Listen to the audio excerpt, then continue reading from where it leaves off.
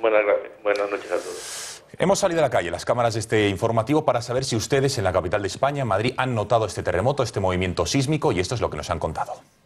No, y eso que trabajo en las torres, pero no, yo no he notado nada.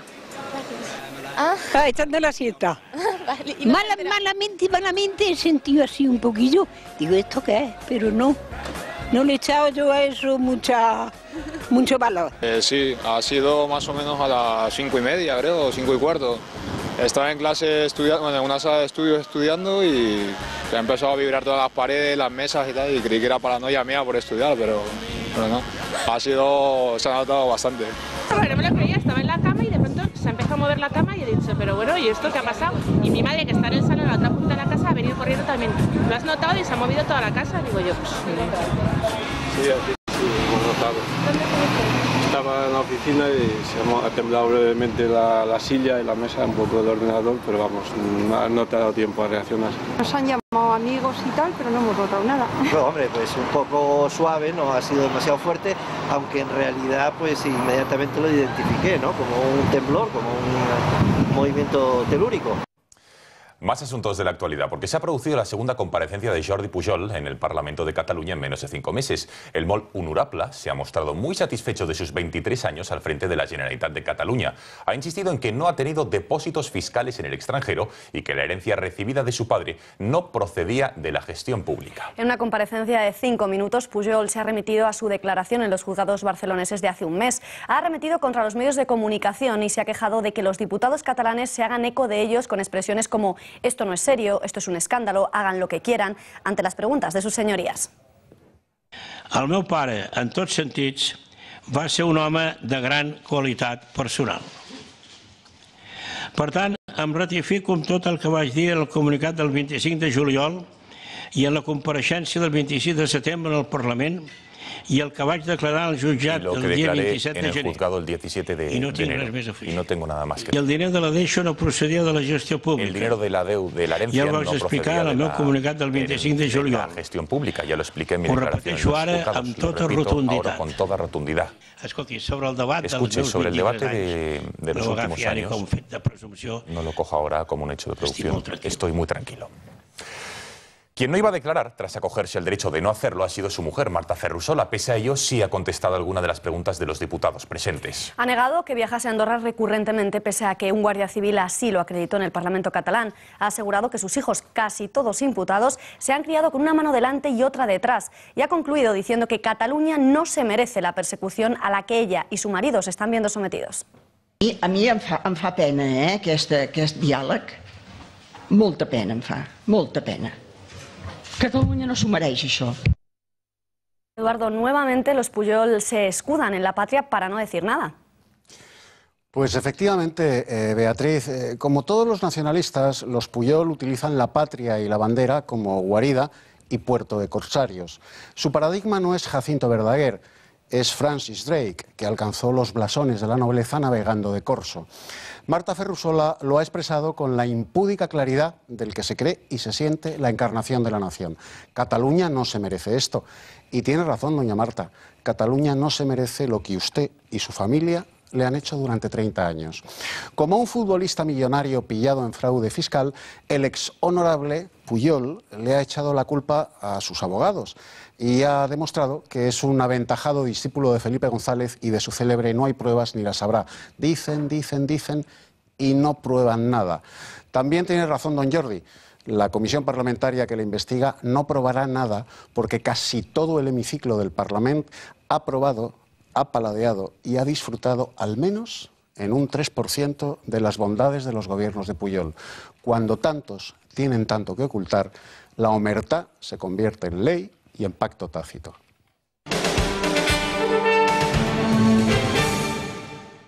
Mañana, al mediodía, comienza el último debate sobre el estado de la nación de esta legislatura. Es mucho lo que hay en juego. Tanto PP y PSOE, en horas bajas, ambas formaciones, arriesgan todo en el rifirrafe dialéctico de mañana entre sus dos líderes. Veamos las claves del debate de mañana. Eurico Campano, un debate atípico, ¿no?, el de mañana. Pues así es, Beatriz Gonzalo, el debate que arranca mañana, un cuarto de siglo ya de tradición, será probablemente el más atípico de la historia, y lo será porque los grandes protagonistas no estarán dentro del hemiciclo. No estará, por ejemplo, el líder de la extrema izquierda bolivariana, que en España ha adoptado el nombre de Podemos, Pablo Iglesias, porque su formación, a la que todas las encuestas coinciden en situar como segunda fuerza, a partir de 2016, no tiene representación parlamentaria en España.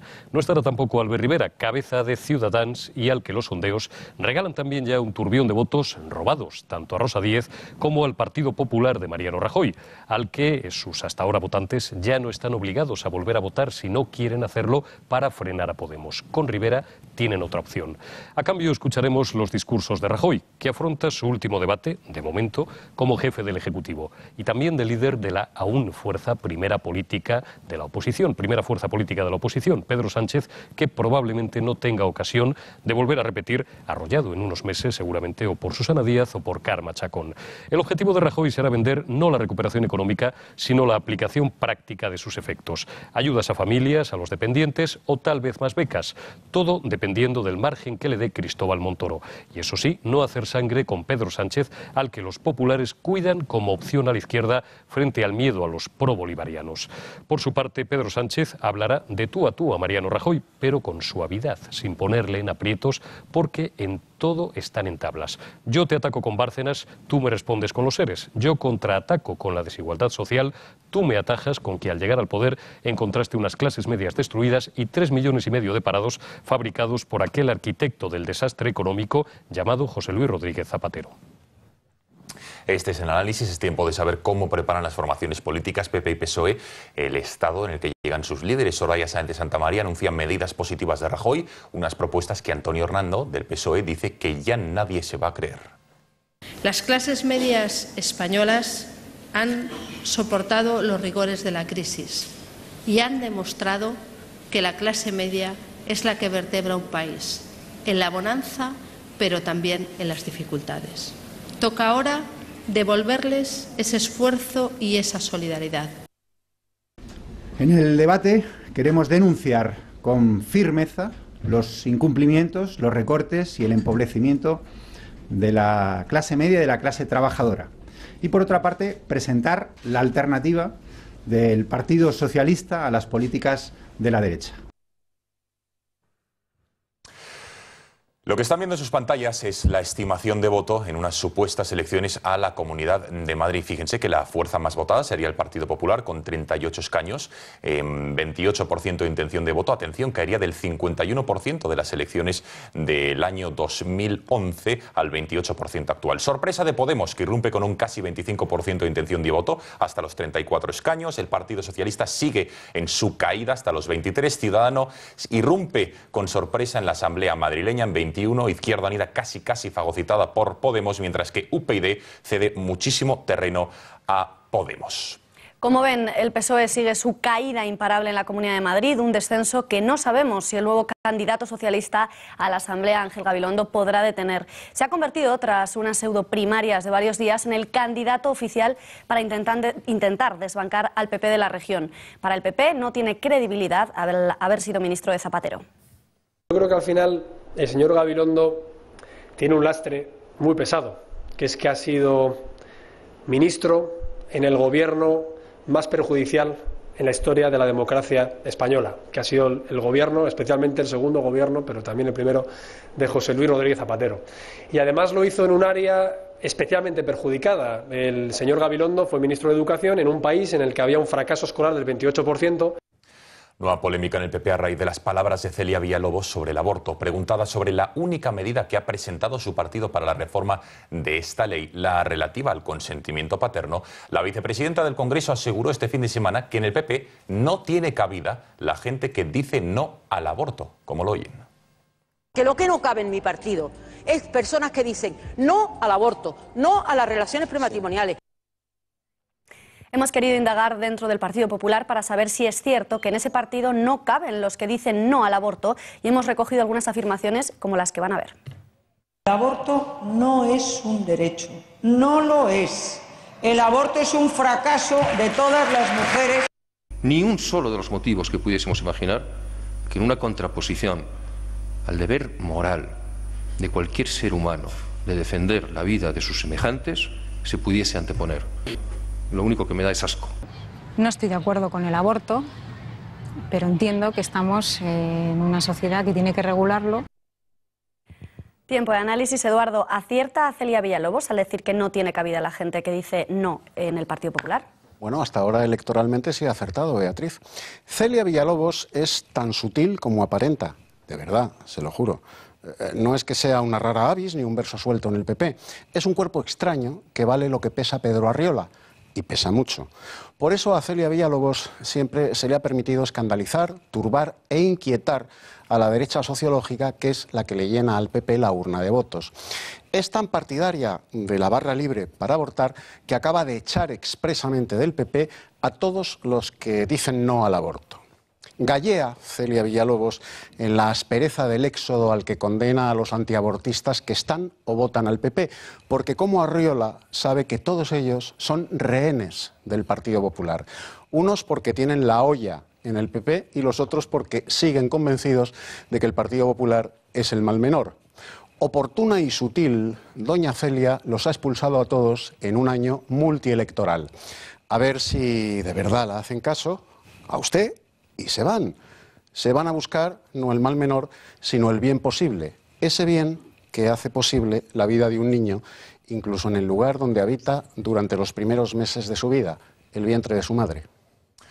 Muchas gracias, Eduardo. Más asuntos. La secretaria de Estado de Educación, Montserrat Gomendio, ha afirmado hoy que el sistema universitario español, dice, no es sostenible y que va a haber que iniciar en algún momento el debate sobre qué tipo de sistema queremos. Gomendio ha calificado de ecuación imposible el hecho de que en España se tenga una de las mayores tasas de acceso a la universidad de toda la Unión Europea, una de las tasas más bajas de matrículas, impuestos bajos y prácticamente ninguna selección de entrada a las facultades. En España, la ecuación imposible es tener una de las mayores tasas de acceso a la universidad de toda la Unión Europea, habiendo cumplido ya el objetivo que Europa se ha planteado para el año 2020, tener una de las tasas más bajas de matrícula de toda la Unión Europea, impuestos bajos y prácticamente ninguna selección para la entrada en la universidad. Es un sistema que no es sostenible. Tiempo de análisis. ¿Cuánto cuesta realmente una plaza universitaria en nuestro país? Siempre hablamos del sistema público. Les hemos preparado una información para que ustedes se hagan una idea. Por ejemplo, ¿cómo se financia la universidad pública en España? Fíjense, tiene dos maneras principalmente. El dinero procedente de las comunidades autónomas, por ejemplo, en el año 2011 fue de 358 millones de euros. ¿A qué dedican ese dinero? Pues en fin, se dedica a pagar la nómina de los profesores y las obras, el mantenimiento, las obras de todo el campus universitario de todas las universidades de nuestro país. Este caso, los 358, es de la Universidad Complutense de Madrid. Es solo una universidad en nuestro país, 358 millones de euros al año. Y la otra manera de financiación de la universidad son los recursos propios de la propia universidad, como por ejemplo las tasas, las matriculaciones, las máquinas de vending, los bares, etc. Vamos al segundo punto. Por ejemplo, una pregunta importante. ¿Cuánto es el coste de un alumno en la universidad pública de nuestro país? Hemos hecho una ecuación francamente sencilla. Les hemos dicho que cada comunidad autónoma, por ejemplo en el caso de la Universidad Complutense, da 358 millones de euros, la Comunidad de Madrid a la Complutense al año, en el año 2011. Ese año hubo 68.000 alumnos, hemos hecho la división, 358.000 euros que recibió la Complutense, dividido entre esos 68.000, nos da 5.264 euros al año, que es lo que cuesta una plaza de cada alumno. Atención, que es lo que pagan ustedes, yo, todos los españoles, en este caso los madrileños. Ya por último, ¿cuánto paga el alumno? El alumno paga la matriculación más las tasas, que como saben han ido subiendo, están entre los 1.000, los 2.000 euros, 1.000, 1.500 según cada universidad. Es decir, que el alumno español paga 1.000, 1.500 euros versus los 5.264 euros que le cuesta a la comunidad autónoma, al Estado, cada plaza de cada alumno. Y en el caso de repetir, no hacerse esa carrera, por ejemplo, en 5 años, cada año serían otros 5.264 euros. Es decir, es un sistema claramente insostenible. Es cuestión de dinero, es cuestión de selección de entrada en las facultades. José Javier Esparza, ¿tú qué opinas? La universidad española es económicamente insostenible porque en España es una especie de derecho humano que todo el mundo vaya a la universidad. Aún así, desde mi punto de vista, lo peor, lo que hace insostenible a nuestra universidad no es tanto eso como el hecho de que objetivamente tenga un nivel ínfimo. Lo lógico sería aspirar a una universidad gratuita, pública y selectiva. Lo que tenemos es una universidad onerosa para todos, donde lo público no es suficiente y cuyos resultados en términos académicos y profesionales están muy por debajo de lo que debería ser. Desde luego no es negocio. Y después de 3 años de gestión, uno debería medir el alcance de sus denuncias.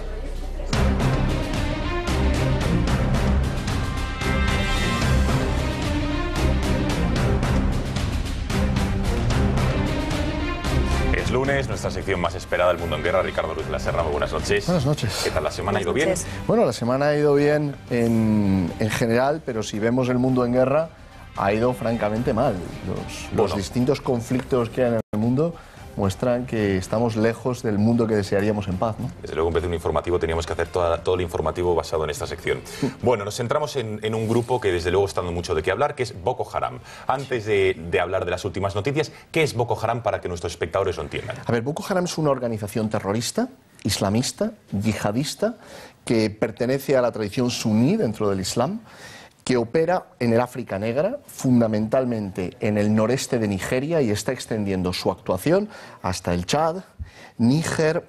El elemento, digamos, que ha hecho que Boko Haram sea más conocido es su práctica de secuestros masivos y algunas matanzas que ha perpetrado últimamente, aunque el grupo es antiguo. Se funda en 2002. Entra en la práctica del terrorismo abierto a partir de 2009 y tiene ciertos elementos en común tanto con Al-Qaeda como con el Estado Islámico. Por ejemplo, combate en campo abierto, utiliza también tácticas terroristas en núcleos urbanos, controla una parte del territorio donde lleva, por ejemplo, a las niñas que secuestró. Últimamente perpetró una matanza de más de 2.000 personas que ha llevado al grupo a las portadas y a los informativos de todo el mundo. Ricardo, últimamente hay varios países que están pensando en formar una coalición africana para hacer frente a Boko Haram. ¿Qué hay de eso? ¿Qué sabemos de eso? Claro, el problema que hay es que las fronteras en África fueron trazadas con escuadra y cartabón, son porosas, muchas veces las lealtades tribales son más importantes que las lealtades nacionales y Boko Haram está extendiendo su actuación a los países fronterizos, fundamentalmente al Chad, también a Níger. Entonces, la diplomacia francesa, que es la que de alguna manera tiene más intereses en el África subsahariana, ha tratado de liderar la construcción de una coalición internacional de países africanos que desplieguen tropas para combatir contra Boko Haram. Insisto en esta idea de que a veces la lucha contra una organización terrorista es fundamentalmente policial y de inteligencia, otras veces es militar y de inteligencia militar, que sería el caso de Boko Haram. Por ejemplo, ante el hecho de este ataque que ha hecho, como estamos viendo en este mapa, efectivamente, que Boko Haram, digamos, que ha atacado el Chad. Sí. ¿Cómo ha sido este ataque y en qué ha consistido? ¿Qué beneficios va a tener o cómo va a hacer que amplíe su área de influencia? A ver, el problema es que Boko Haram también sabe que su punto débil es que los países fronterizos, fundamentalmente con el este de Nigeria, se organicen. Entonces, las emboscadas y las escaramuzas que va lanzando contra el Chad tienen por finalidad mostrar que tienen la capacidad para atacar el Chad y generan la reacción de las Fuerzas Armadas del Chad, en este caso, como represalia. ¿Qué ocurre? No son represalias coordinadas, o más que represalias, respuestas coordinadas, defensivas coordinadas con los otros países fronterizos, que es lo que está tratando de mover el presidente Hollande. Se ha reunido recientemente, por ejemplo, con el presidente de Níger y con otros. ¿Cuál es la perspectiva? Un Boko Haram combate fundamentalmente con fusilería, artillería ligera, entonces hay que enfrentarse a ellos no solamente desde el aire, con aviación, con helicópteros, sino también por tierra e ir de alguna forma dejando, en la vieja estrategia de lucha contra la guerrilla, dejando al pez sin agua, conectando o combinando el combate estrictamente militar con el desarrollo social de las poblaciones donde Boko Haram opera. Queda clarísimo. El tema es saber si hay suficientes efectivos de la coalición internacional como para enviar militares a la zona. Una de las preguntas que se hacen aquí tantas veces, ¿no? ¿Quién pone las tropas y por lo tanto quién se arriesga a tener bajas? Queda clarísimo. Ricardo Ruiz de la Serna, muchísimas gracias. Un lunes más por esta sección y muy buenas noches. Gracias a vosotros. Buenas noches.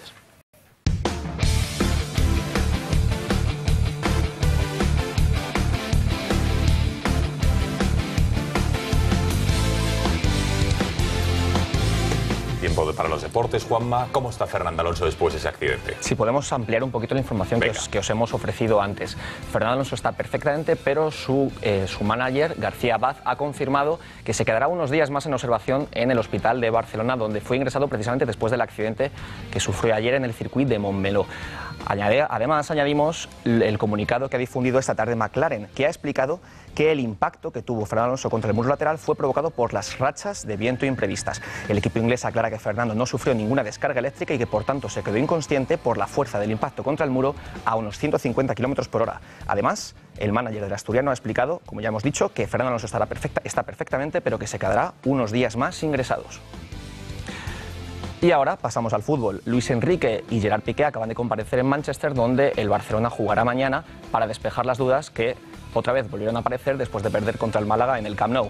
El central azulgrana ha defendido a Luis Enrique, ha dicho que la plantilla está con él y además ha analizado el mal momento de la plantilla azulgrana. Vemos exactamente lo que ha comentado Gerard Piqué. Claro que no olvidas nunca una derrota porque perder en el Camp Nou nunca la acabas de olvidar, pero sí que tener un buen resultado mañana aquí y de cara a la vuelta pues poder llegar al Camp Nou con cierta ventaja pues nos daría pues más confianza y más ganas de seguir afrontando todo lo que queda de temporada. Y nos vamos ahora hasta Madrid para recordar el fin de semana más blanco que se recuerda en mucho tiempo. ¿Por qué? Bueno, pues lo vamos a analizar ahora. Comenzamos con la derrota que sufrió el FC Barcelona este sábado ante el Málaga en el propio Camp Nou. Una derrota inesperada, dado que se podrían haber puesto líderes y finalmente perdió por 0-1. Posteriormente, un día después, el Real Madrid efectivamente hizo los deberes y ganó ante el Elche, regresando al buen juego y a las buenas sensaciones.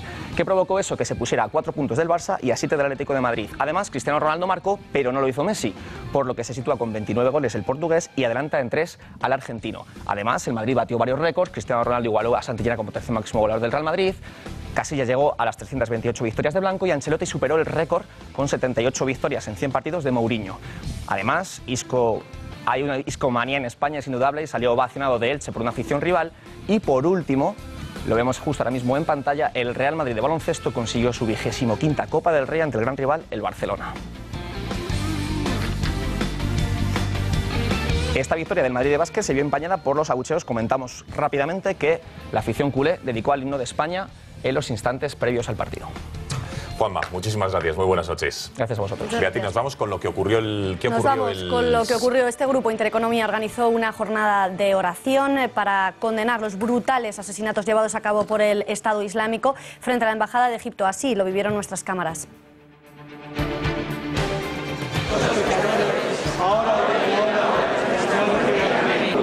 En la tierra como en el cielo. A las puertas o enfrente de la Embajada de Egipto en Madrid se ha organizado una sentada de oración para denunciar la atrocidad del asesinato de los 21 cristianos coptos. Bajo una oración se han dejado sentir las voces de numerosas personas, casi 300 personas que se han reunido hoy aquí este sábado para denunciar y decir basta ya a este genocidio. Como testimonio de presencia y de solidaridad. Es una manera de venir a rezar por los mártires, nada más. Creo que es lo mínimo que se puede hacer. Protestar por la barbarie que han cometido los islamistas. El acto organizado por Intereconomía fue dirigido por un sacerdote anónimo que guió el rezo y los cánticos, a los que también se unió el presidente de Vox, Santiago Abascal. Bueno, venimos a dar testimonio, acordándonos de nuestros hermanos cristianos asesinados en estos momentos por las hordas del Estado Islámico. Todo el apoyo de cientos de cristianos que han querido honrar las almas de las víctimas perseguidas por su fe.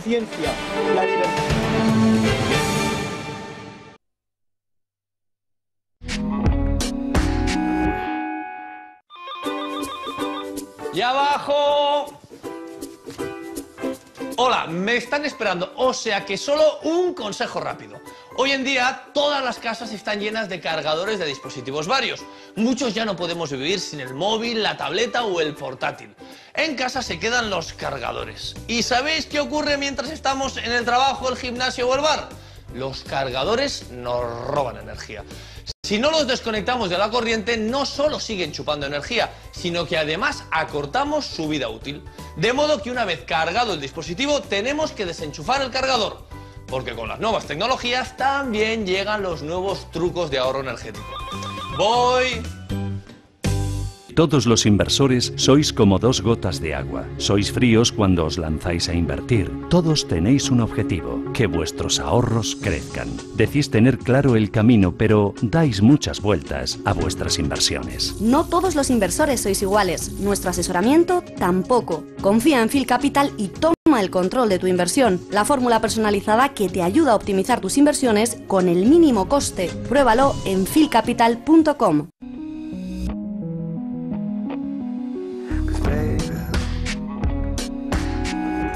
¿Dónde pueden vernos? En la TDT de la Comunidad de Madrid, Guadalajara, en Alcarria Televisión, Aragón, en La General, Murcia, Baleares y Galicia, en Santiago Televisión y Telemiño. También por cable en Movistar Televisión, ONO, Telecable, Euskaltel, R Galicia, AOTEC y Britel. Y también en nuestra página de internet intereconomía.tv.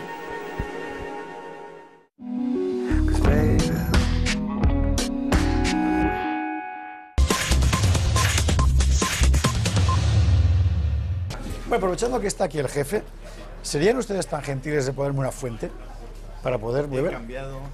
¿Qué has cambiado? ¿De corbata? ¿De bufanda? Oh, me parece fatal, me parece fatal. ¿Qué le parece? Me parece una bufanda vulgar, una bufanda como de Varoufakis. A ver, dos imágenes y 2 noticias. Para someter al jefe a un rígido... Primero, Jaime, por favor, te voy a enseñar... Buenas noches. Buenas tardes, noches. ¿Cómo está que hoy empieza la Horcajo, causa de... Por cierto, sí. Muy importante. La causa de los seres. ¿Cómo está? Jaime, mira. ¿Cómo está? A ver. Lo puedes ver en la pantalla de tu izquierda, de que está detrás de ti. ¿Ah, sí? Esto que está usted viendo aquí, y que nos está acercando Jaime... ¿Y no lo podemos ver allí? ¿No? ¿Dónde? ¿No podríamos No, poner porque ahí? dices que tengo que ver... Vale. No, delante, esos misterios. ¿Eh? Esto que está usted viendo aquí son los legajos de la causa de los seres que instruyó la jueza Alaya en Sevilla. Desde hace meses la jueza Alaya ha pedido un disco duro nuevo porque ya no le caben los PDFs en el que tienen, y 2 estanterías y archivadores para poder guardar todo esto.